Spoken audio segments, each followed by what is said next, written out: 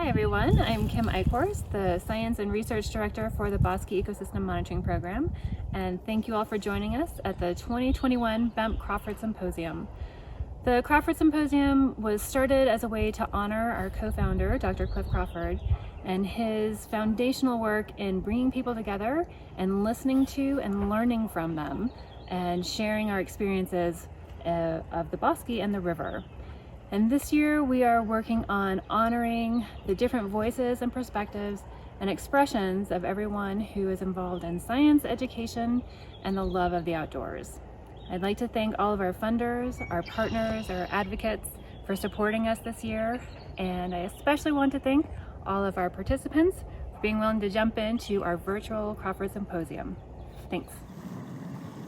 Hola a todos, soy Rafa Martínez de León y soy uno de los que realiza las traducciones al español para Bemp, el programa de monitoreo de los ecosistemas del bosque aquí en la ciudad de Albuquerque, Nuevo México. Hoy estoy aquí porque quiero invitarte a nuestro Symposium Crawford 2021. Este simposio se inició como una forma de honrar al cofundador, el Dr. Cliff Crawford, por todo su trabajo de unir a las personas, de escucharlas, de aprender de ellas, pero también para compartirte nuestras experiencias del bosque y del río. Este año estamos trabajando para honrar las voces, las expresiones y las perspectivas de todos los que están involucrados en la educación científica y de todos aquellos que aman la educación al aire libre. El tema para este simposio es las identidades ecológicas, puente de accesibilidad entre la ciencia y la educación. Me gustaría agradecer a nuestros patrocinadores, a los socios y a todos los promotores por apoyarnos este año, pero especialmente queremos agradecerles a todos los participantes por estar dispuestos a unirse a nosotros en este simposio virtual Crawford 2021. Por ello, muchas gracias. Los esperamos este mayo 13, 2021. Gracias.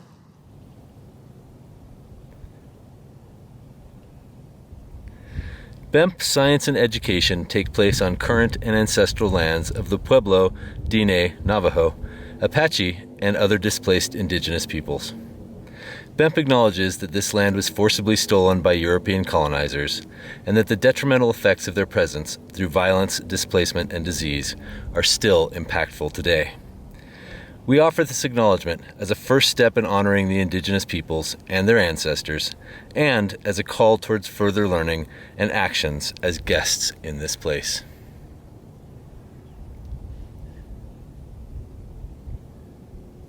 La ciencia y la educación de Bemp se llevan a cabo en tierras actuales y ancestrales de Pueblo, Diné, Navajo, Apache y otros pueblos indígenas desplazados.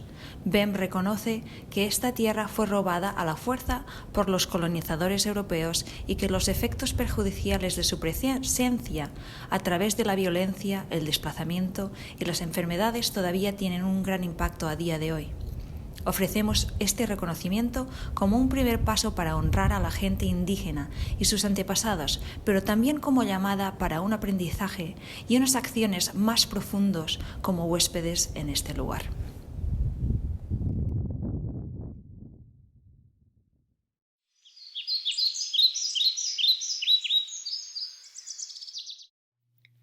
Hi everyone, I'm going to give you just a brief rundown of what the Bosque School 6th graders did so that you can understand their projects a little bit more. What we did is we looked at two different data sets. We looked at leaf litter data set, and we also looked at precipitation data set. And for each of them, we looked at it either over the course of the seasons and how it changed by the seasons, or over a year, and we looked at it by the month. So the students got that data that was real data that was collected by Bemp, and they analyzed it. They were able to find some trends on that data, and then they made their creative project out of it. So that's the basics of it. And also a quick note on this data is scaled up by 10. So if the numbers look huge to you on the amount of grams that they got or the amount of millimeters that they got of precipitation, then that is why this data has been scaled up by 10. Hi, I'm Mackenzie. Hi, and I'm Sebastian. And I'm Liliana. So for our Data Jam Creative project, we chose like a board game, and so we like based it off of chutes and ladders. So like the ladders like go up a certain amount, and then like there's a board, and then the chutes are like little like cottonwood leaves to represent it. Then you can talk about it. And for the actual board game, you just count up to 100 like in chutes and ladders, and then have like little Bemp people like in chutes and ladders that are helping out with the Bemp stuff for the board game. So basically it looks like chutes and ladders. So I made the chutes and the ladders. Well, I don't live around any cottonwood leaves or anything, so I just made a couple of ladders to like show you. And so here's like one, and then here's another one. So this is like the smallest ladder that there is, and that's I think 5, and then 70, and then there are like the chutes going down, anything below 5, and then we just rounded to like the nearest 5. My part is I have the characters and the spin thing. The spinner. I made the characters out of Legos, put some Lego pieces together. Then I found a little spinner toy to spin. And so that's our project, like chutes and ladders. Yeah, we hope you enjoyed it. Thank Bye. you. Bye. Bye.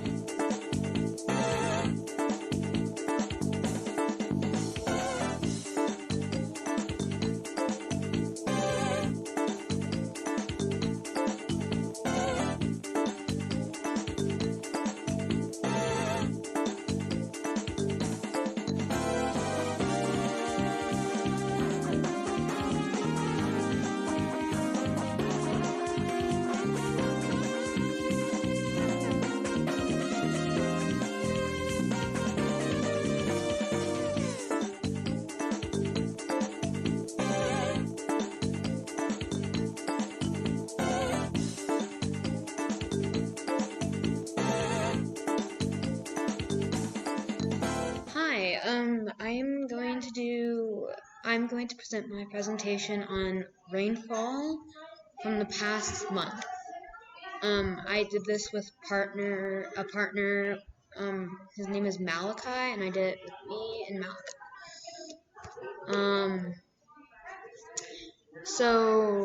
Malachi.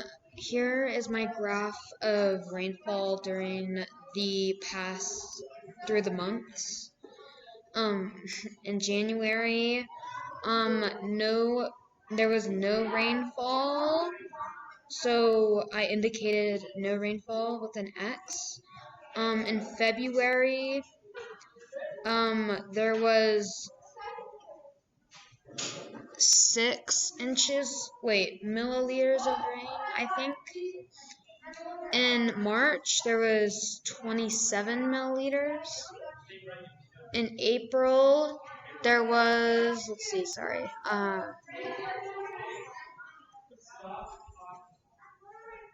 19 milliliters of rain. In June, there was none. July, there was 21. In August, there was 1. In September, there was 28. In November, there was 7. And finally, December, 50. And yeah. Thank you.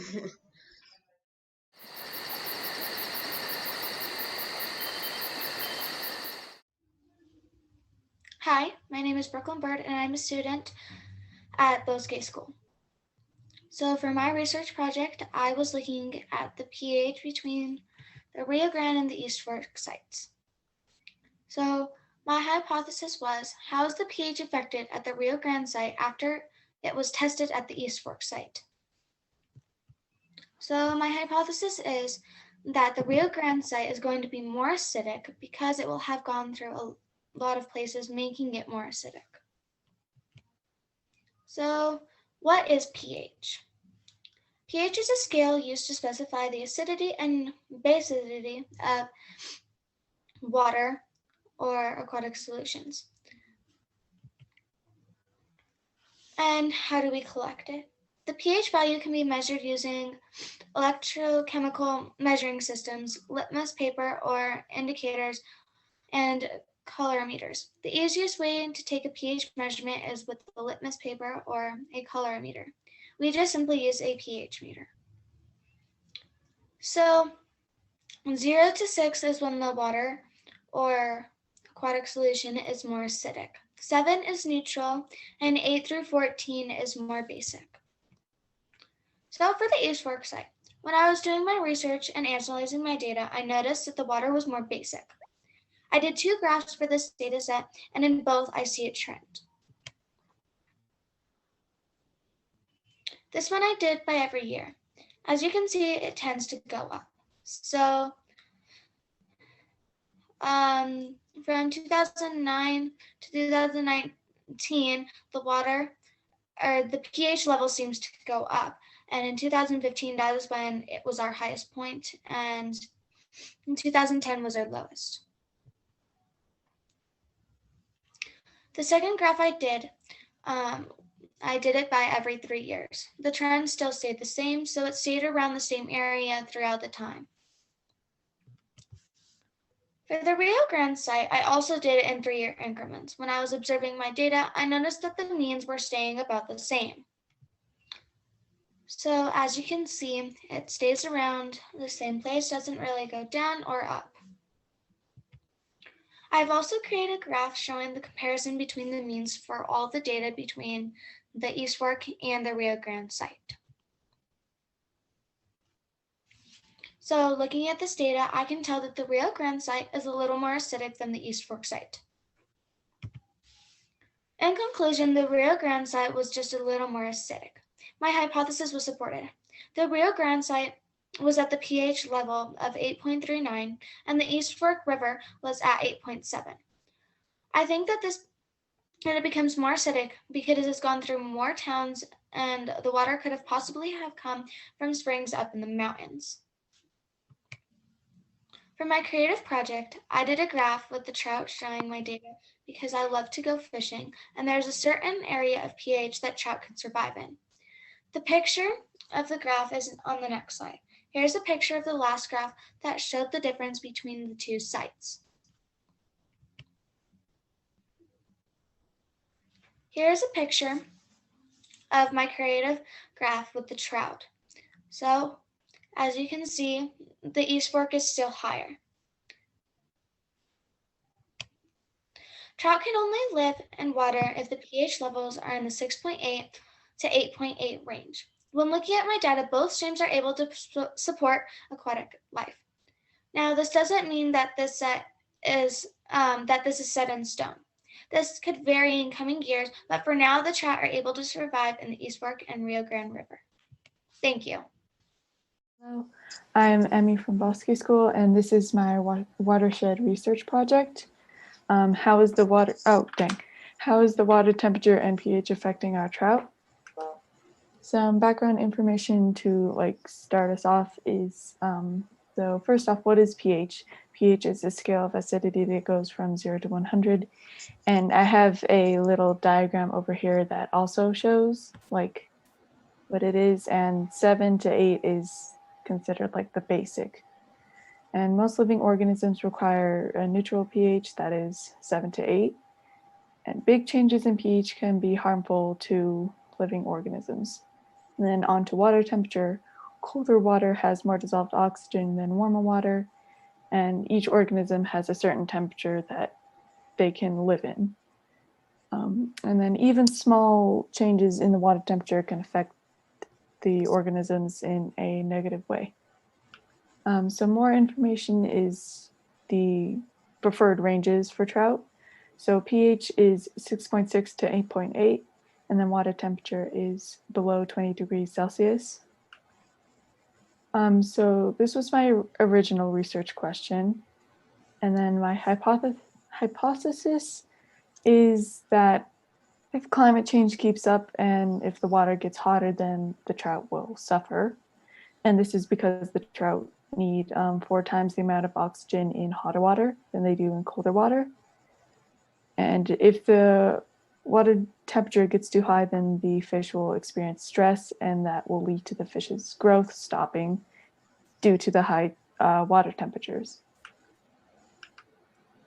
This question is important to me because I've always enjoyed learning about like life and the environment. And also, since like climate change is still happening, I wanted to see if that would affect the trout in any way, shape, or form. Why might this question be important to others? This question might be interesting and or important to others because they might want to know what's going on with the trout in the environment, or like the water temperature. Or it might be important to wildlife researchers who like are responsible for the trout's health, or like something that. Some methods that I used, this data was collected from Las Huertas Creek in New Mexico. The pH and water temperature data were collected from 2009 to 2018. And the data was collected 2 to 17 times per year. And to analyze this, I averaged it over 2-year periods, then graphed it all for comparison. This is the location of Las Huertas Creek. Yes. Yeah. So this is my data and my graphs. So on the left, there's the water temperature, and then on the right, there's pH. And there was a slight increase in the water temperature, mainly in 2015, 2016. And overall in pH, there was no increase or decrease. So that's what I noticed in the data. And my conclusion is that there was an increase over the 10-year period. And I can conclude that both the pH and water temperature are good and suitable for trout to live in. And I did see a trend that the water temperature did go up at one point. And if that continues to happen, possibly because of climate change, then it might not be like suitable or safe for trout to live in. Thank you. A creative project for my research, and it's kind of an interpretation of a graph. So we have 2 waves because I wasn't able to fit like 5 in there for each of the things. And then there are fish to represent like each of the temperatures, basically. So they slightly go up and then it kind of just like sit there. So down here is the dates of the like 2-year periods, and then this is just the numbers. And kind of inspiration was like the Japanese style almost drawings, like for the waves and then kind of the background.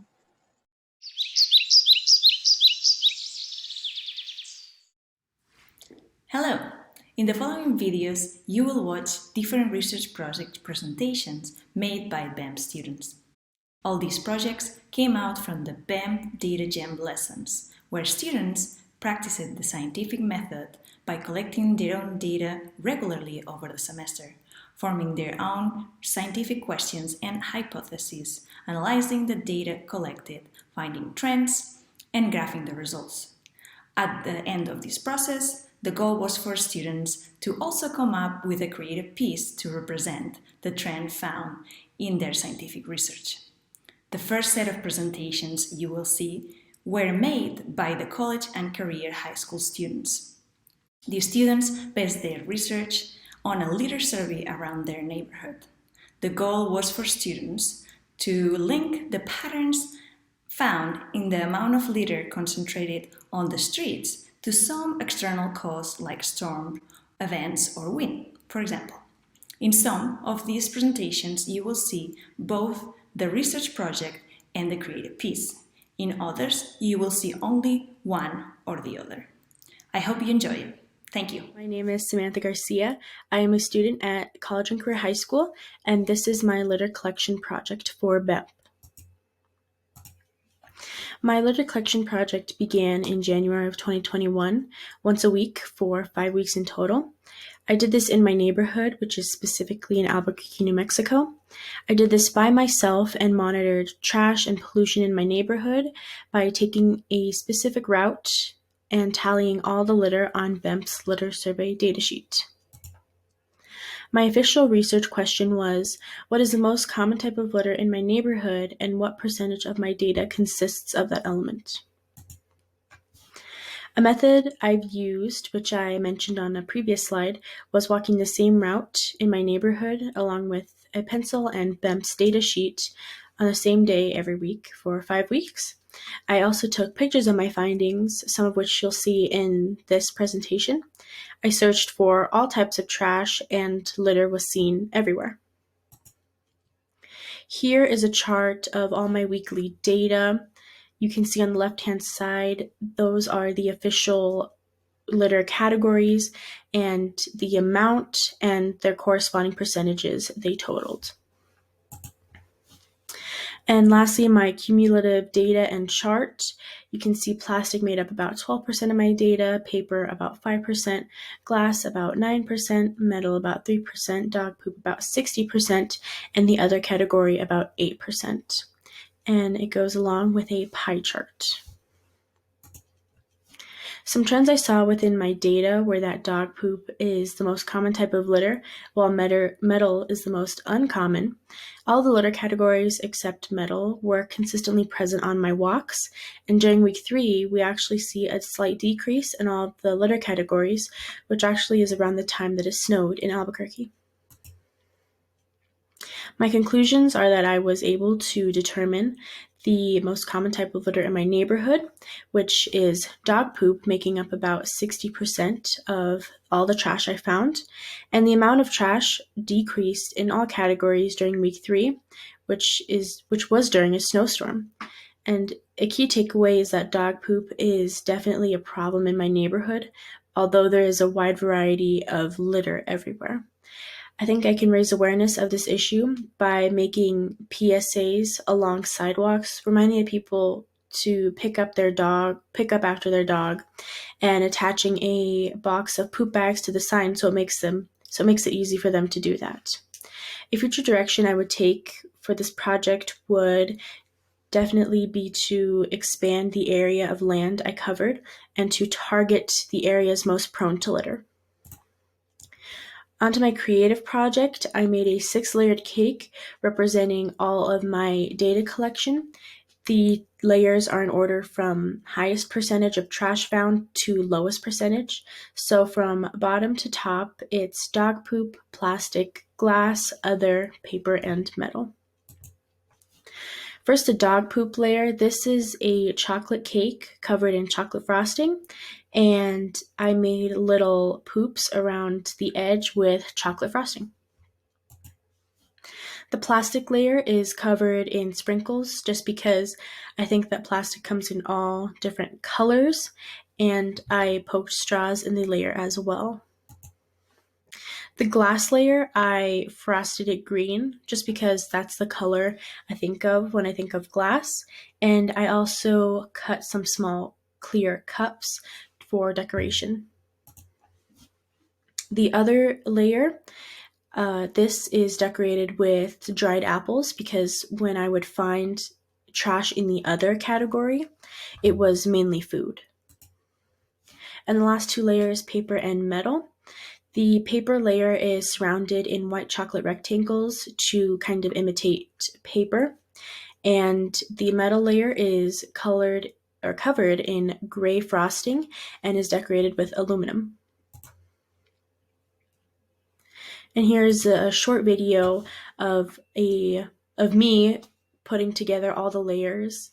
Start with the dog poop layer, plastic, glass, and at this moment I realized that the camera angle was too low, so I needed to raise it higher.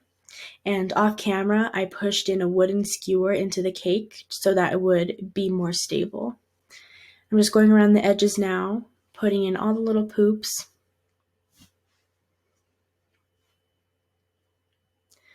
And I was debating on whether or not to add sprinkles, and in the end I just decided not to. I didn't like the way it looked. And going in with the straws, I cut them up and poked them into the plastic layer. And during this cake making process, I realized I wanted the cake to look like chaos and like a bunch of stuff was happening, because to me that's what litter really is. It's just chaos. And I went in with the chocolate, poked it into the cake. And that is it for my video. Thank you so much for watching. I hope you guys enjoyed. Bye. Hi, my name is Jade, and this is my Bemp Data Jam litter collection project. At the same time and day every week, once a week, we followed a path that we mapped out and tallied the amount of litter we found, while also recording what type of litter it was. We recorded whether it was plastic, glass, paper, metal, scat, or other. This path is the same every week. We are monitoring litter to explore a research question we developed. This information may help us spread awareness about the litter in our area and find out what impact it has in our community and/or environment. My research question was, how does the amount of litter compare to before snowstorm, weeks 1 to 3, to after, weeks 3 to 5? Our method is to first map out a route that will allow us to get a good amount of data. This route is usually in our neighborhood. Then, once a week at the same time and day, we travel this route and tally the amount of litter we found and what type it is. This can be done on paper and pencil, on an electronic device, etc. We should also gather data relevant to our research question, if our question requires additional data. I walked to my local park every Friday at 4 p.m. with my family. I brought a notebook and a pencil and tallied the amount of litter I found while occasionally taking pictures. I also drew a picture of my weekly route, which you can see here. Here are the results. I compiled all my data into a bar graph, which is shown here. The blue bars represent the total amount of litter each week. The red bars represent the amount of plastic. The yellow bars represent the amount of paper. The green bars represent the amount of glass. And the orange bars represent the amount of any other litter that was found. Some trends I found in my data was that plastic is the most common litter type. Week 4 had the least amount of litter. This was after a snowstorm. Week 2 had the most amount of litter. The amount of paper litter was severely affected by a snowstorm, and despite this, the ratio of each type of litter seems to stay consistent throughout the weeks. Here are some examples of litter I found. You can see aluminum cans, plastic bags, plastic bottles, paper, envelopes, surgical masks, food containers, plastic phone case, shattered glass, and a plastic alcohol bottle. I actually found a lot of very small alcohol bottles along the road and a lot of beer cans. I also found a lot of surgical masks, which is obviously due to the pandemic. And I also found a lot of plastic bags. So, in conclusion, through exploring how the amount of litter in my neighborhood is affected by a snowstorm, I was able to determine that a snowstorm decreased the amount. Other findings in my data included plastic is the most common type of litter, and the amount of paper litter is most affected by a snowstorm. Overall, there is a lot of litter on our streets, especially plastic. A snowstorm may decrease this amount, but where does that litter go? Does this litter affect our environment or community? Avoid littering and encourage your friends and family to do the same. Perhaps conduct your own research project to explore more about where our litter goes and what effect it has. Littering may be a current issue, but through awareness and action, we can improve it. In the future, here are some future directions. This data may have answered some question, on litter, but it also raised more. Through future experiments and data collection, I can determine what happens to our litter after a major storm and what effect it has on our environment and community. Does our litter harm animals? Does it prevent people from enjoying our neighborhoods? Now that I know how much litter is in my neighborhood, I can use this information to explore other research questions and raise awareness on the trash in my community. Thank you for listening. This is the Bemp Litter Project by Janelle Martinez. Introduction. My Bemp project has been about monitoring litter data. For 5 weeks in a row, I went to my neighborhood park and water channel and collected data on the different types and amounts of litter I saw. All of the freshmen in Dr. Bush's biology class at CCHS performed this experiment project. We did this project to see how much litter our environments have and to see overall how much litter our city has. Research question. Has the different types of litter in my neighborhood's green areas, playground, grass area, and ditch, within 5 weeks change over time? Methods. My method for this experiment was to walk to my neighborhood park once a week and walk around marking all the litter I see.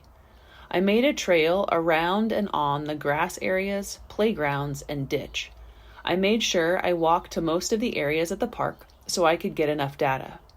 I also used the time that my family wanted or needed to go to the park as time to collect data.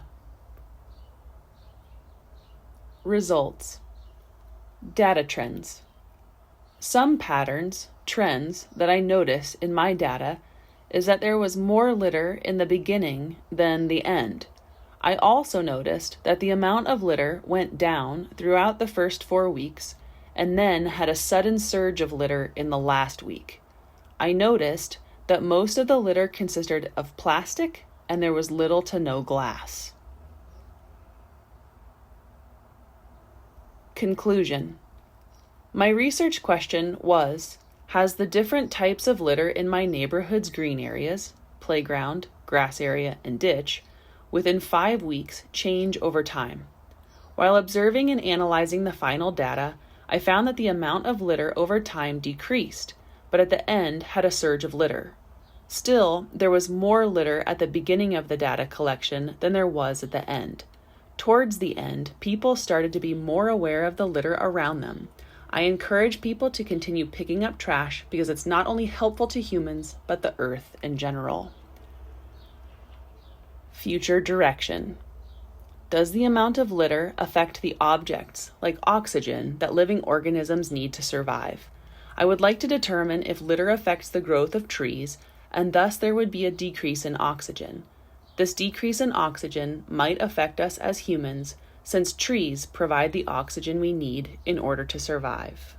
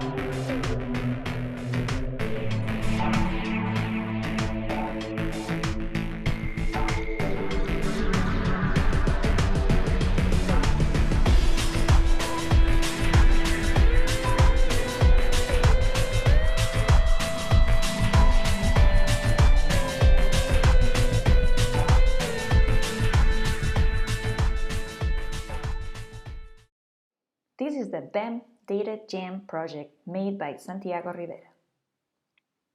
Introduction. Collecting monitoring litter is very important. It helps not only the environment in the short term, but helps inform scientists and nature groups that can help the environment long term. Simply the act of a walk around a scheduled area once a week can help preserve the wildlife that lives there. Anybody can do it, from a child exploring to an old man taking an afternoon walk. All the data possible is appreciated. Research question. How much and what kind of litter are in and around a new park? Methods. Every week I took a path down a hill and around a playground picnic area. Every week I walked with one of my family members outside to collect data. They were scared I would be attacked by a bobcat. I recorded how much data I found on the streets and how much in and around the park. Results. Some trends I noticed. More food trash was found over time. The park got progressively more trash over these 5 weeks of my study. There was more trash after weather. This is a pie chart of the different amounts of trash I found. Plastic was the type of trash that has the biggest amount with a 50.1%. Paper was the second biggest type of trash with a 35.8%. And then other types of trash were metal with 6.7% or others with 5.8%. Conclusions. How much litter are in public places in and around Albuquerque? Over the area that I studied, consisting of a stretch of bare land and a new park, I found an abhorrent amount of trash. Over the 5 weeks I recorded trash, the bare stretch of land accumulated only a small amount of new trash, but the park was quickly filled with litter, mostly consisting of food waste such as wrappers and water bottles. My biggest takeaway from this project was that public areas such as parks rapidly accumulate trash that isn't picked up. I believe that one of the most important things we need to do to stop this amount of littering is putting up some signs telling you not to litter so that it's always in the back of your mind when you are in a public place. In the future, I plan to collect data on food litter and no food litter. Thank you for listening. Hello, I'm Santiago, and this was my creative project for Bemp. So out here is a park where I recorded the majority of my data and was a major point of interest for me. Google Maps doesn't show it now, but in this large yellow area there's an actual park here. And this black line was my trail all around. I made some color-coded areas to specify and label where I found different types of trash. These white lines here, those symbolize where I found the majority of my paper. Most of the paper wasn't on the trails and paths, and stuck a lot to bushes and weeds. And they're all gathered on the side, and the majority of every plant had at least some amount of trash in it. This large blue shape resembles where I found the majority of my of the plastic. It was littered everywhere. There was just a ridiculous amount. This small green area is where I found the majority of other types of trash, like glass, metal. There was a very small amount of those types of trash. The park itself, the main area around it, was relatively clean, like the playground and where people played. But over here, this large white dot is where there was a large amount of food trash. And by food trash, I mean like wrappers, styrofoam bottles, stuff like that. And it was all focused around this little eating picnic area. And I think there's a correlation there. And this area, over the 5 weeks where I collected data, accumulated trash the fastest. Because it was a very, very new park, and that's why it was a point of interest for me. It was made only a month or two ago. And I was interested how the trash here and around it would increase. This small blue area over here next to the park, you can't see it now, but around here when they installed the park, they made this, there's like a ditch here, and there's drains at the bottom to collect rainwater. Now what I think's happening, because you can't really see it well because of the maps, this whole area is slanted going towards the park. And the park all slants into these water drains. And these water drains are just filled with trash, like plastic bottles. There's a lot of plastic in here. And I think because of that, all the trash is getting all pushed into here. This whole area funnels the trash into the park area.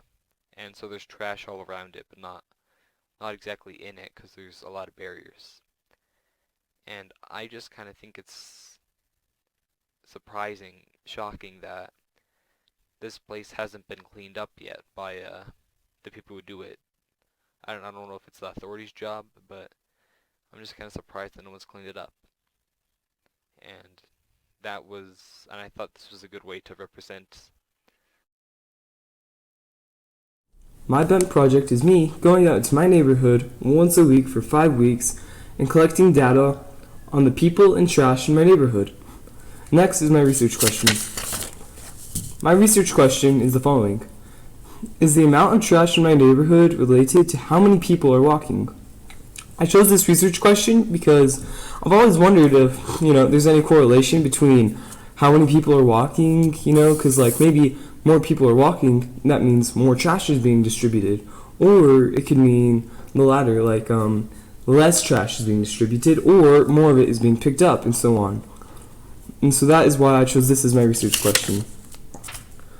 Now, I will tell you how I gathered my data and what I did with it. So, what I did is I took a clipboard out, just one of those normal school clipboards you get, and I started by tallying my data down. So this is the first week, I would say okay, so this is how many bags of trash I found.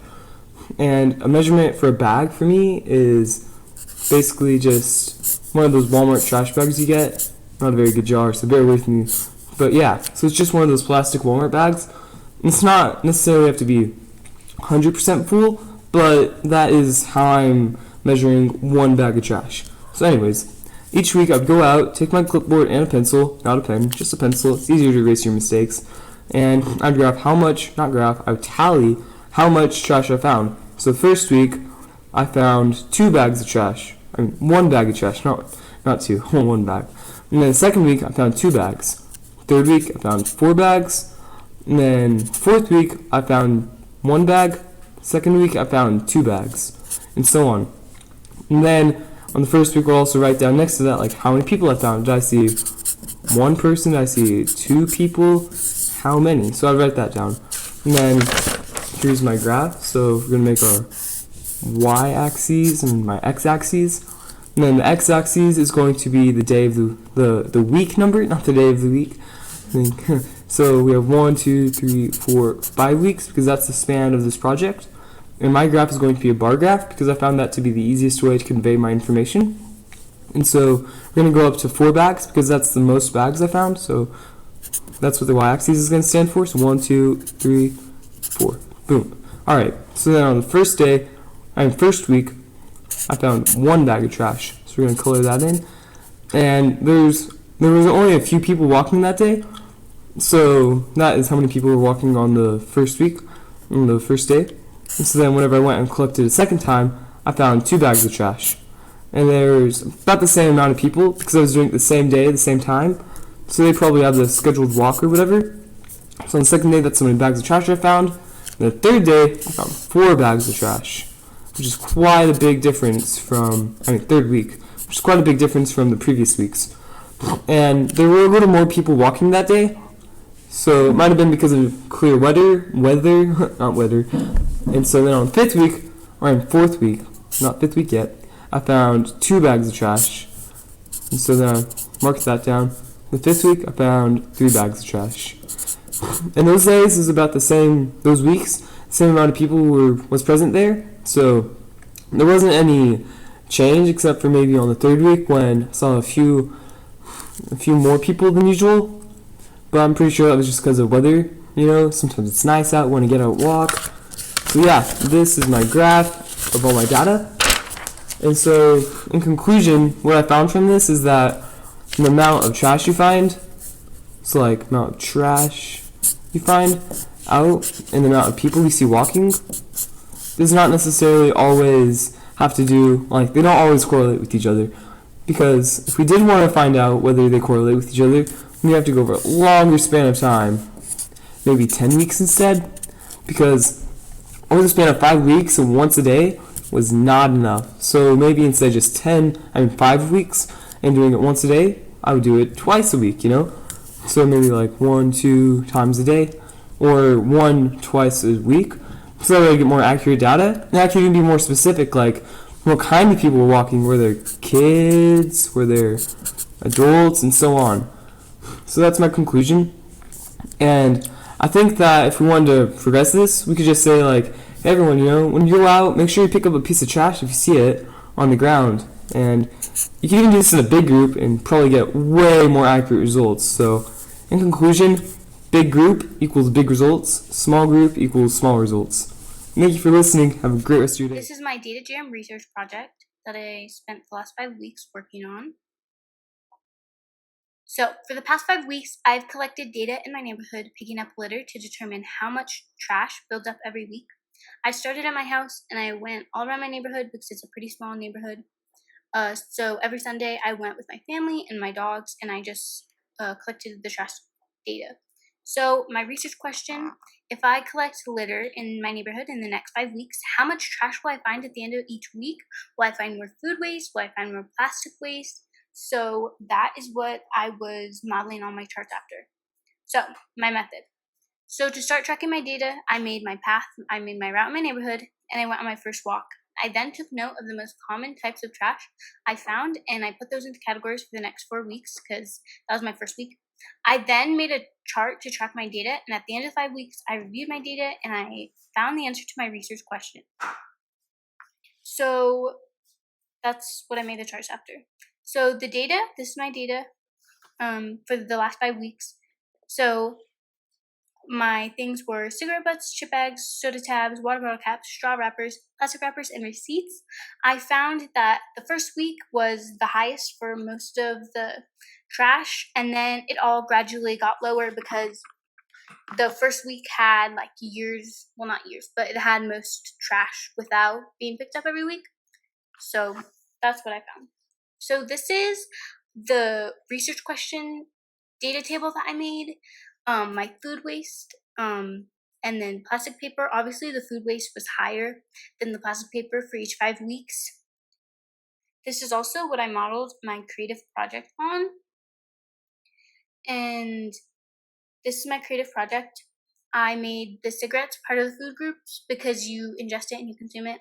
So the candies represent the trash, and in the bars, if there's not a type of candy, it means that it wasn't there that week. So for the straw wrappers, they were there in weeks 1 and 3, but they were not there in all the other weeks. So I didn't put them in. So that's how I represented the candy in my creative project. And I also used my research question data table.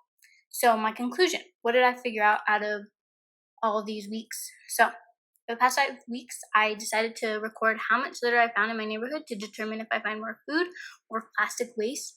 Overall, I found that there was more food waste rather than plastic. I found the most waste I found was cigarette butts with 36 over 5 weeks. Something I can take away from this is food waste is more prominent in my area, and my future direction is to raise awareness with making signs to help people to throw away trash. After I make the signs and leave them up for a couple months, I can re-record my data and see if there are any notable changes if my signs helped or not.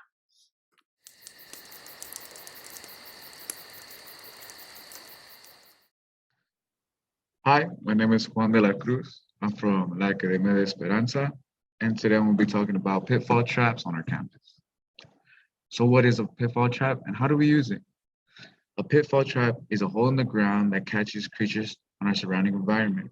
We use the pitfall traps to study the differences that affect the arthropods and how often they roam. We also use them to study the arthropods themselves. Okay, so the methods. This was inspired by our Bemp pitfall collection.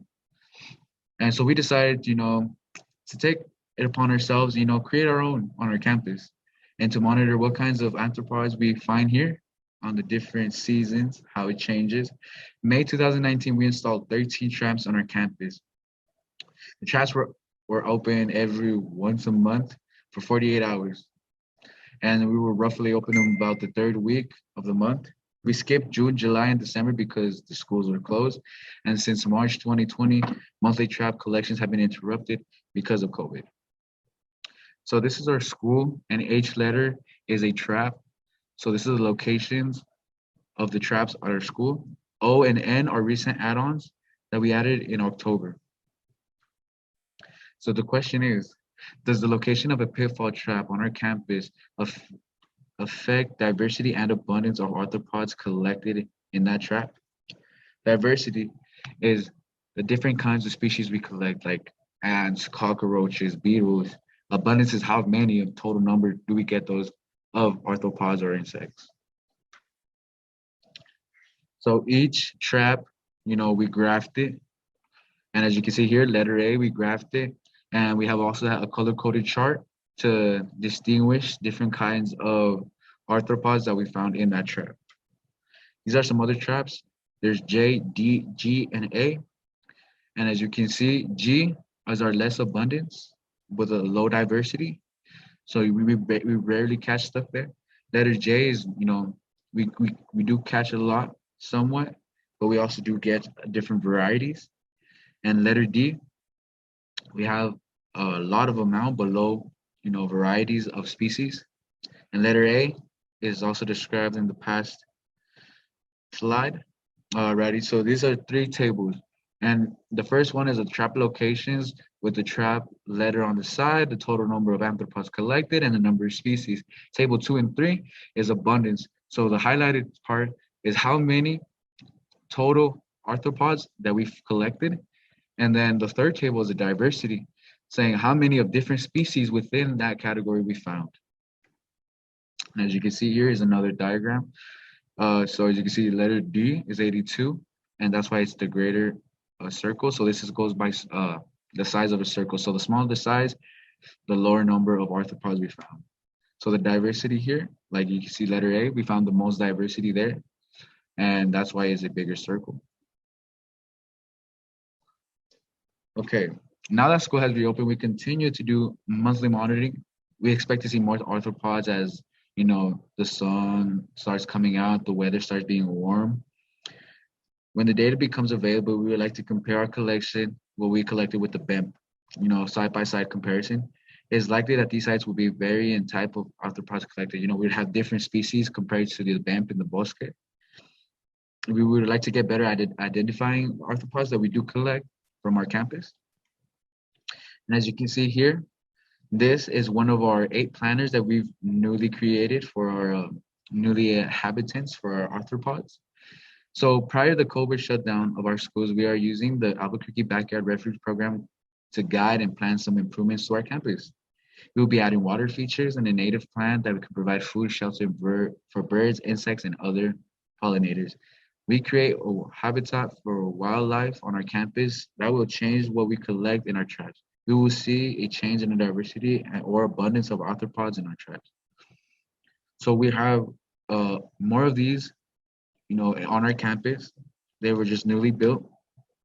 And I'd like to give a little special thanks to the Bemp program and our staff in the field, in our classroom, to make all this information possible here so we can give it to you guys. And a special shout out to the students from La Academia de Esperanza. They actually did the work to collect the data and data analysis. And yours truly, Mr. De La Cruz. Shout out to Emily and shout out to Michelle Walter. Without her, we couldn't make this possible, man. You already know how it is.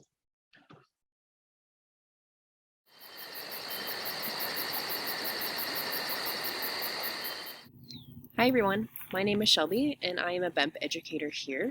And today I'm going to be talking to you a little bit about some of our virtual lessons that we've been doing with students in the past year. And it is called an Exploring the Outdoors lesson. So let's get to it. Let me show you what we've been doing. All right, again, our lesson is called Exploring the Outdoors. It is a 2-part lesson. So after explaining what Bemp stands for, the Bosque Ecosystem Monitoring Program, we ask students why we monitor in the first place. It's in our name, and why do we want to do that anyways? We get a variety of answers from this, but ultimately we are leading it towards looking at changes over time. And we're looking at changes from like this photo showing in the 1930s, showing the shape of the river and just the overall landscape. And then looking forward, well, technically not forward, looking at the now and seeing what changes have been implemented. So looking at the shape of the river and how it is different between the two images. And ultimately, we're looking at monitoring and seeing these changes over time so we can make some predictions about what will happen in the future. It's pretty interesting to hear students make those predictions on what they think it'll be looking like. And then we ask the students what are some ways that we can learn about these changes in the ecosystem. And these are some answers that we get. We get looking at drawings, we look at comparing photos, maybe touching some things like feeling leaves, different things like that. So we get a variety of answers for ways that we can do this. And then that kind of leads us to our next, or our main activity for the session, which is nature journaling. And so for that, you will need like a notebook, something to write on, a pencil, potentially colored pencils, and then I always say your thinking brains. So we are nature journaling because everyone can do this. It is a way to slow down, to be present, develop creative skills, connect with nature, and also builds an inclusive environment. And we always ask our students these three main questions is, what does nature mean to you? How do you interact with nature? And how do you see yourself as part of nature? And then we kind of talk about that for a few minutes if we have the time. For the bulk of our activity is we're having students look at a piece of nature around them, whether that be inside or outside of their home. The first thing that they do is they're just going to find it and draw it, and that'll take 5 minutes, so adding as much detail as they can. Once they've done that, we make some more observations. So these observations include all of our senses, so our 5 senses, and then we also make a point to talk with them about how observations and opinions are very different. So making sure not to say something looks awesome because other people might think it's gross. And also not making predictions of what is happening. So really talking to them about what an observation is. To make these observations, we use the prompt, I notice. So we have students write down in their journals like anything that they notice about whatever piece of nature they are looking at. And they do this for 5 minutes. We then have them ask questions about that piece of nature. And to do that, they use the prompt, I wonder. So they wonder why the leaves look a certain way. And then we have them make connections. This is my favorite part. We have them use the prompt, it reminds me of. And that is so that they can make some type of connections to memories that they have, or maybe their favorite toys or anything like that, to whatever they're looking at in nature. And this one is my favorite. I had a student look at this plant part here and say that the shape of this plant reminds me of the Ninja Turtles that I used to watch when I was younger. I absolutely loved it, and it will stay in my brain forever. Here's some of the images that we get from our presentations. So this is actually from a pretty recent presentation at Bandelier Elementary, and you can see some of them were drawing flowers that they were looking at outside of their window, or maybe plants inside their houses, or a lot of these students were actually in schools, so they were able to look outside the school window and seeing trees around. Super cool. And then in our next session, we want the students to collect some data. So we have them look around them to find a plant, and we ask them if the plant has green, brown, or a different color of leaves. And before we collect that data, we have them come up with a research question. So whether that be, will there be more green leaves than brown leaves? Something simple like that. But it helps them get into the mindset of asking questions even more. And then we also have them go over methods before collecting this data. The way that we collect this data is on a Jamboard session. So I have the students close their eyes, and then they I count to 3, they open them and look around and look at the first plant that they see, look at its leaves, and then write it down. So they add all this information onto a Jamboard, which then I can put into this cool graph. And then we talk about graphs and what is on them, and also how to read them. So looking at patterns and trends that we can find. And from those patterns and trends, we have the students create projects off of them. And like a bunch of them you just saw, and these ones are specific to our class. So here are some of the projects that our students at North Star Elementary School made. We have paintings, some of them made cupcakes, which is super cool. Others made drawings, or they found other objects that represented that graph. It was awesome to see even young students like these third graders making these projects. Once we've collected that data, we talk with the students about how does nature journaling and data collection connect? Like, why are we doing both of these together? And really it's to show that science and data collection doesn't have to be some sterile thing, some lifeless thing, and that we're all scientists by being able to observe and ask questions about the world that we live in. And it also collects to our phenology data. Our phenology data is really basic observational data of just looking what the leaves are doing, what the plant is doing in general. And an easy way to look at all of these changes with phenology is by nature journaling. You're able to just record down what is happening. And we also talk about why it is important. So again, reiterating what we talked about at the beginning of what are these changes and why are we doing this in the first place? And that is it. I hope you all are able to do this with your students or your kids or yourself at home. And please share them with us. We'd love to see them on our Facebook and our Instagram as well. But thank you all so much, and I hope you enjoy the rest of the Crawford Symposium.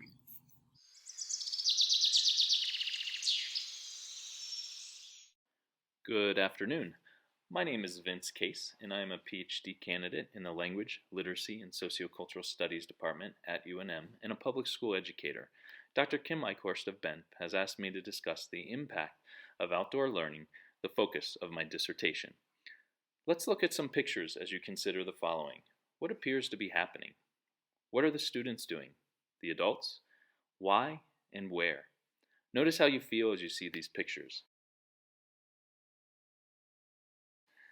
Now, let's do the same exercise for the next several pictures. Consider these same questions, and notice if you feel any different with these new pictures. While you allow your mind, heart, and spirit to wander, let me share why I'm interested in understanding children's outdoor learning experiences. I began teaching 27 years ago on the Diné Nation in Peru, New Mexico. Honestly, I was young and inexperienced and had a lot to learn. My Navajo students, their families, and communities became my teachers, not the other way around. I was beginning to learn how to structure learning better, but I wasn't quite there yet. When I started teaching at School on Wheels, Alternative High School in 2000, I began to wonder and understand what my students wanted and needed in their education. My students became part of my family and I part of theirs.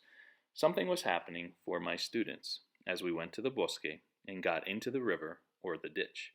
They changed. They became engaged. They wanted to teach others. I had never ever felt this before in my own education or teaching until now. After 10 years, I became an environmental education resource teacher at the APS Sandia Mountain Natural History Center in Cedar Crest. At the center, we provide a full-day ecology field program for all of APS's fifth graders, as well as other local, public, private, and homeschooled students. I continue to witness the incredible experience that students have in their day-long mountain academic field program. 5 years ago, my family and I were privileged enough to move to Guayaquil, the most populous city in Ecuador, where we lived, learned Spanish, attended school, and taught at ESPOL, an historic public engineering, science, and math university on the outskirts of the city. I realized once again that my college students and local public school students in the university's summer programs experienced a change as they learned outdoors. What I started to understand, as countless others have known before me, was that something magical happens when students learn outdoors. What I couldn't figure out yet was how students changed and made sense of their outdoor learning, whether in a bosque, a city, or in the mountains. This is where my questions about what happens for students as they learn outdoors began to surface. Quantitative and qualitative researchers state, learning outdoors works, and the impacts on students and communities are beneficial. The science shows students who participate in outdoor learning make academic gains compared to those who don't. Students experience a greater sense of motivation, enjoyment, engagement, and attention as their ability to concentrate increases. Being outside has been shown to reduce stress and anxiety levels, lowers our heart rate, and increases student fitness activity. As they spend more time outside while learning, students begin to care, which produces behavior changes that in theory are long-lasting.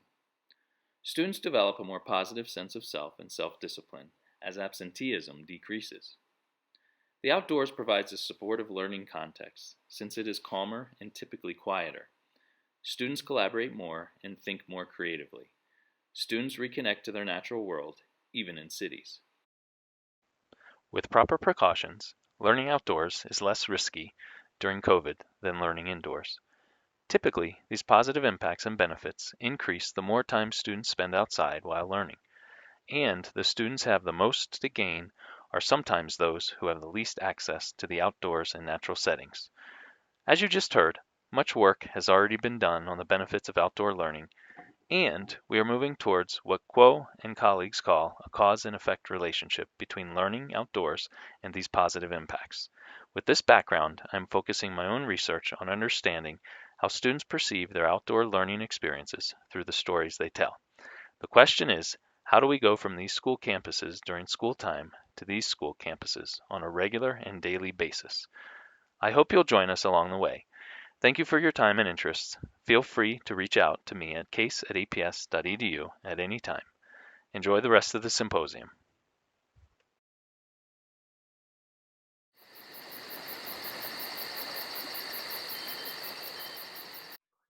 Hi, my name is Tally Siegel, and I am a former Bemp staff and a longtime environmental educator, and currently I'm a PhD student at Concordia University in Montreal, where I am studying social and cultural analysis, and my particular research has to do with diversity, equity, inclusion initiatives in environmental education and the dynamics of knowledge politics at play in those diversity, equity, inclusion initiatives.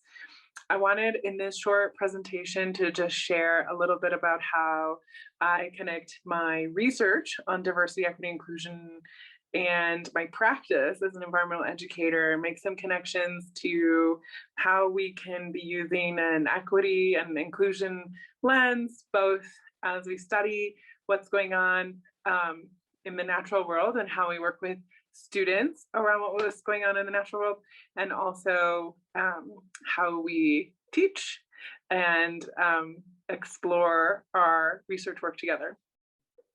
So a little bit about me. I'm from Albuquerque. I grew up in the far North Valley and spent a lot of time along the Bosque and along the Rio Grande. So deep part of my passion for teaching science and working collaboratively with learners of all ages.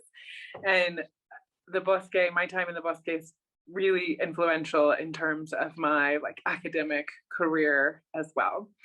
So I wanted to share with you in this presentation the framework that I use for my research. I do social science research, so I work with people and I work with texts, and sometimes when I work with people and I work with texts, we are outside collecting data, like doing phenology monitoring and all of the different kinds of things that I used to do as a Bemp staff person and that Bemp does in the community along the Middle Rio Grande. But I start my research through a theoretical framework called critical race theory. So I'm going to just share a bit about that framework and then kind of show you how it trickles down into the different types of projects that I am taking on. So there are a few key assumptions that critical race theory takes at the base of where you build from the theory. So critical race theory asks us to deal with some difficult, hard, uncomfortable realities, but it's also a very generative theoretical framework, which is to say that through critical race theory, we can add more and powerful stories that are often left out, erased, rewritten, criminalized, and we can build those back into the narratives and the discourses that, in my case, shape, in the case of my research, shape, how and what we teach in environmental education. So just a few core concepts that are really instrumental to the work that I do in terms of critical race theory is that this theoretical framework recognizes that racism is ordinary and a part of the everyday experience of most people of color in the United States. And because racism is so ordinary, it's really difficult to address. And so there is a need to challenge ideologies and confront ideologies like white privilege, race neutrality, objectivity, colorblindness, and meritocracy in order to dismantle some of the structures that uphold racism and white supremacy in American society. Because racism is really difficult to address, it's pervasive, and it's advantageous to dominant social groups, there's little interest in eradicating it unless the eradication serves a purpose. It also benefits the dominant group. So this is called interest convergence. And there's an argument to make here that, like, dismantling these racist structures and building towards equality, building towards liberation, building towards more equitable and just communities and society is in our interest enough on its own. So I think that's a really important component of critical race theory. And then the other piece that's really kind of a big part of the work that I do and I'm interested in is that critical race theory focuses on storytelling and personal experience that offer authority to minority and marginalized voices, especially on issues that are muted by dominant narratives. And I want to point out how these kind of operations of exclusion take place in environmental education. So where this goes for me is into a kind of set of themes for my research and also for my education practice around politics. And really that is has to do with dynamics of power. So in this framework for diversity and inclusion inquiry and environmental education, and this can have a lot to do with research, or this can be deployed in our practice, but I am very interested in addressing politics of nature, and in particular, because that's a big area, in particular, I'm interested in the narratives of nature that serve as our foundation. So what is the narrative of nature that environmental educators are teaching about? I'm also really interested in the politics of knowledge. So what kinds of environmental knowledge and behaviors are privileged, which ones are marginalized, erased, criminalized, and I'll give an example of that in a moment as well. And then I'm also very interested in the politics of participation, because this has a lot to do with how we talk about inclusion and access. So a big question here is who benefits from addressing access and inclusion, and in what ways? So it's so important for us in our everyday work to be asking these questions of who benefits and in what ways. And I'll show a little bit more about that as well. So to just begin, I want to share a bit about politics, how I approach politics of nature. And so this, again, is a really broad area. There are many, many, many politics of nature that we could discuss. My focus is on the discourse on what is nature. And so I have an example here of a narrative that I think underpins a mainstream narrative about nature. This is from Bill McKibben in his book, The End of Nature. So he says, one proof of the deep-rooted desire for pristine places is the decision that Americans and others have made to legislate wilderness, to set aside vast tracts of land where, in the words of federal law, the earth and its community of life are untrammeled by man, where man himself is a visitor who does not remain. Pristine nature, we recognize, has been overwhelmed in many places, even in our national parks. But it is in these few spots that it makes a stand. If we can't have places where no man has been, we can at least have spots where no man is at the moment. And because we talk about decolonizing and decolonial practices quite a bit in our just developing language around diversity, equity, and inclusion, I don't think it'll be a big surprise to point out the colonial perspective of Bill McKibben's paragraph here. So we can ask a critical question of this piece of text, which is an idea that many people hold very dear, but also is an idea that erases many ways of understanding the land. So we can ask this question, whose story is this? And whose stories and experiences are erased out of this narrative? Now, a project that I worked on a few years ago that was really engaging with a concept from critical race theory called master scripting, and these questions of politics of nature and narratives of nature helped to bring to light. This was a collaborative participatory project with young students, 7th and 8th graders, new ways that we can enter into a discussion about what and where nature is.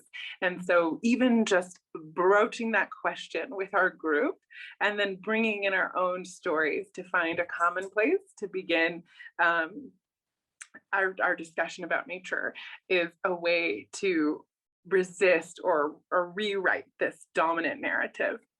Okay, so another area of my work focuses on politics of knowledge around environmental education. And in this sort of thematic area, what I work on is the discourse on what is known and also who gets to be knowing. So questions that I ask here are questions of power. Who is given or takes authority to produce and legitimate knowledge and the knowledge available? And there's also questions of privileging and othering. So what kinds of processes of erasure of alternative ways of knowing are going on? And I shared an image on this slide of a interpretation panel in a botanical garden. And some of my work I do with botanical gardens.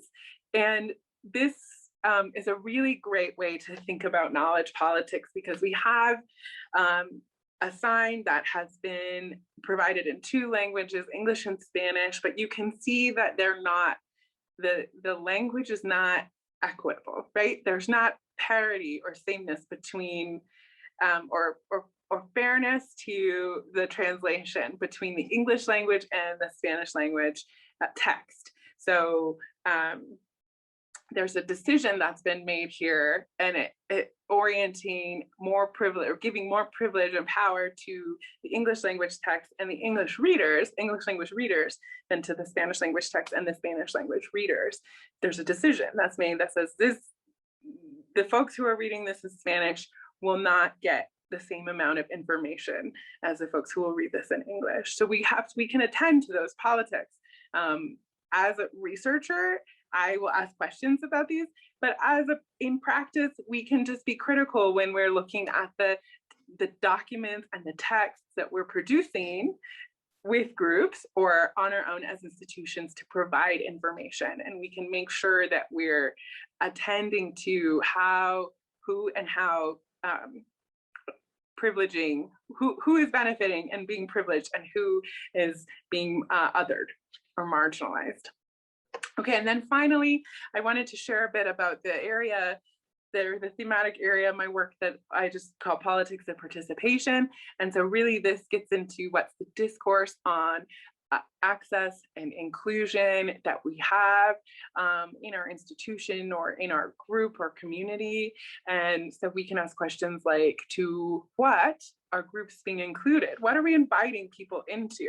I think this comic on the side of the screen by Charlie Bink helps really point out that the importance of that question. So we have a group of shapes that are all trying to get somewhere and together, and they're all different. And there's a voice coming through the wall. They're trying to pass through the wall and there's a voice coming through the wall that says, I don't know what you guys are complaining about.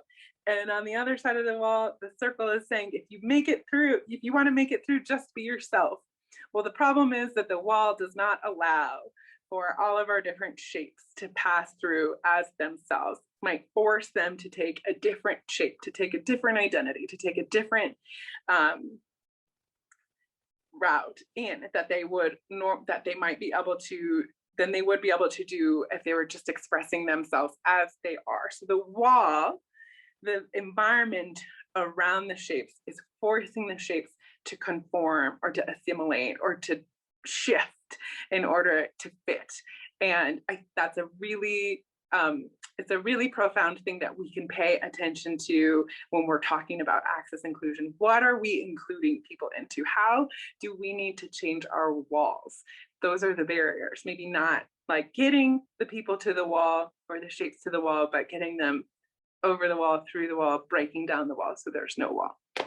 So we can look at questions of identity here. So how are groups or communities drawn into particular identities and constituencies in our work?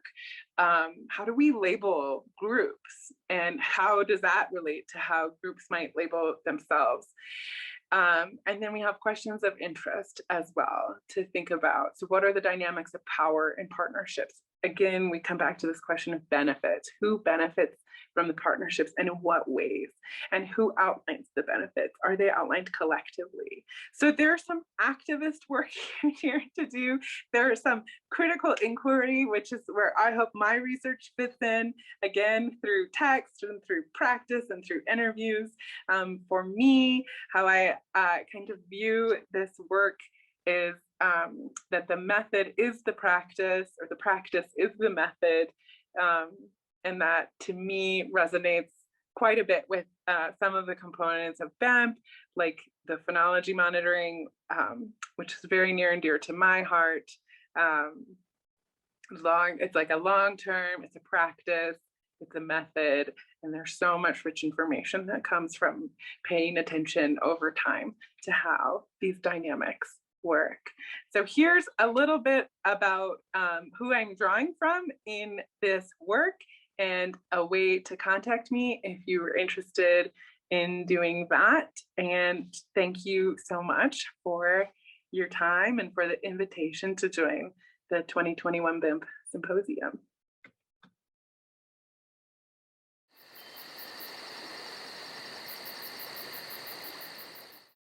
Hello, Bempers. My name is Yasmin Najmi. I work for the Middle Rio Grande Conservancy District, and I'm standing here broadcasting from the beautiful Bosque in Belen, New Mexico. And here we are on a restoration site. This site actually burned in 2007 and we lost all the vegetation on site. But with our partners such as the Interstate Stream Commission, we've been working to restore this site since this time. And so where I'm standing right now is actually a backwater, which was designed for the Rio Grande silvery minnow. And so when the Rio Grande gets to be higher than 2,500 CFS, this site actually floods and creates some spawning habitat for them. So unfortunately, as you can see, there's no water and no flooding now.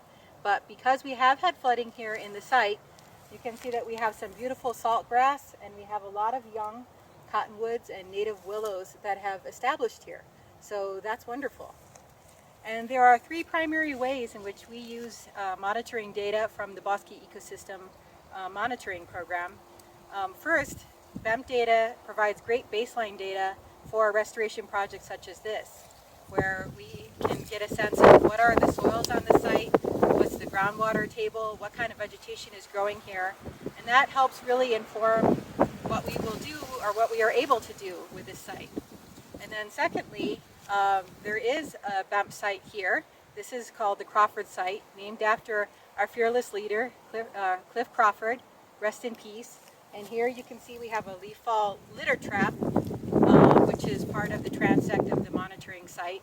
And so this monitoring site was established as part of the restoration project so that we could track our progress and track how this site is changing over time. Is it changing in a direction that we would like it to go, or maybe not? You know, is there more work that we need to do here? So the Bemp data is very valuable for that. And then I love to look at the Bosque School website and also read the Bemp's annual reports, because then I can look at the data for all of the sites up and down the Middle Rio Grande and really get a sense of what's happening in the larger ecosystem. You know, what are some of the trends? Are there issues that we need to take a little bit closer look at? So we really appreciate and we really need the data that Bemp and the students collect.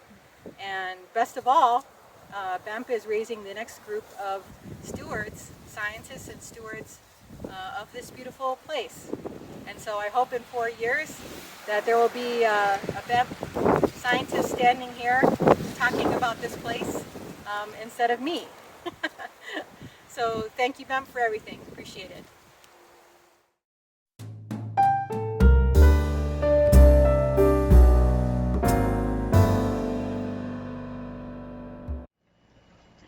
Since its founding, Bemp has been focused on science education and stewardship.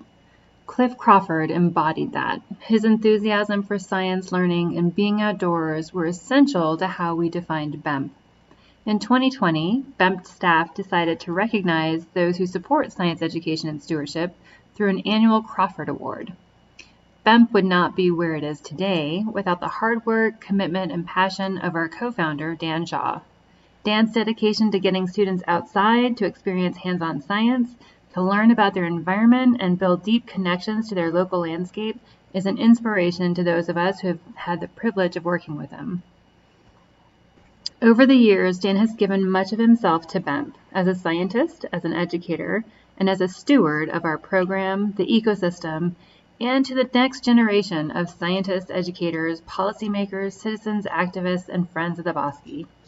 Thank you for all that you have done and continue to do. Bemp's first Crawford Award goes to Dan Shaw. Hello everyone, my name is Zoe Watkins. I am Bemp's Education Manager. This year I have the distinct honor of awarding a recipient with Bemp's 2021 Crawford Award. Bemp's Crawford Award was established to recognize people who support science, education, and stewardship. Dr. Maceo Martinet works for the U.S. Fish and Wildlife Service Partners Program. Since the early 2000s, he has been actively involved in studying the Rio Grande and its ecosystem while involving local communities and schools in restoration projects.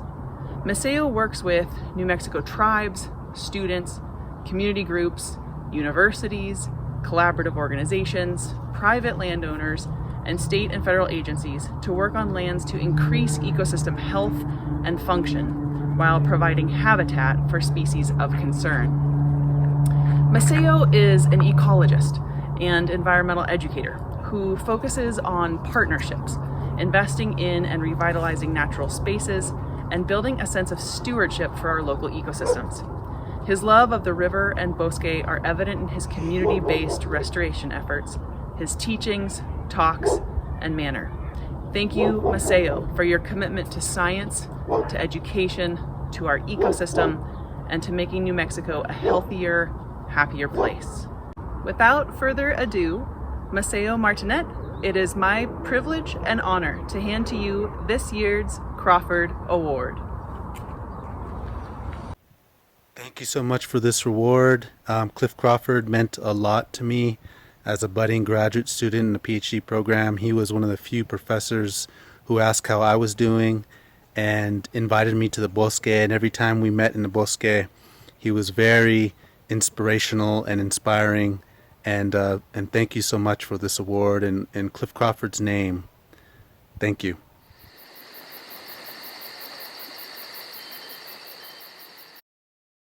Hi everyone, I'm Greg Dyson, Executive Director of Bemp, and I want to thank you all for attending today's Crawford Symposium, and I especially want to say a big thank you to the student presenters. I haven't seen the presentations yet because I'm filming this before Crawford Symposium, yet I know that they're going to be exceptional presentations. It's been a big year for Bemp. We have transformed into a nonprofit corporation from a program of Bosque School and UNM previously. We're still very closely associated with both Bosque School and UNM, and we're really happy about those partnerships that are approaching 25 years now. Not quite, but we're almost at the 25-year mark. We'll be celebrating that down the road here. So I wouldn't be doing my job as executive director if I didn't make a pitch for everyone to donate to Bemp. But today is about the student presentations. So again, thank you all, and especially the student presenters today.